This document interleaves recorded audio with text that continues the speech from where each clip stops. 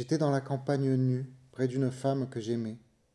Nous marchions, l'âme soutenue, le cœur par l'amour désarmé.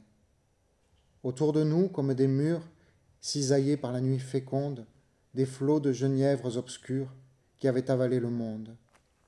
Par-dessus nos têtes, immenses, le peuple sans fin de la nuit donnait son hymne de silence sur le recueillement des buis. Nous marchions à pas minuscules, n'osant qu'effleurer le sublime où notre équipée noctambule nous avait rapprochés des cimes. Les étoiles se taisaient, vives, penchées sur notre petitesse, et nous observaient, attentives, dans un silence d'allégresse. J'étais dévasté sans le dire par l'insoutenable beauté et croyais perdre en son empire jusqu'aux dernières facultés. Je me disais de ce miracle qu'en tout lieu de cet univers se renouvelait le spectacle par quoi l'infini s'est ouvert.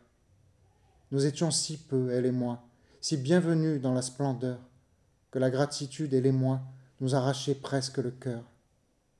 Je pleurais au-dedans de moi de contempler si haute grâce, moi qui n'étais rien dans le froid, dans le vertige et dans l'espace. Et je ne saurais pas mieux dire que d'avouer de ce silence qu'il parlait, qu'il se laissait lire, dès lors que j'étais sans défense.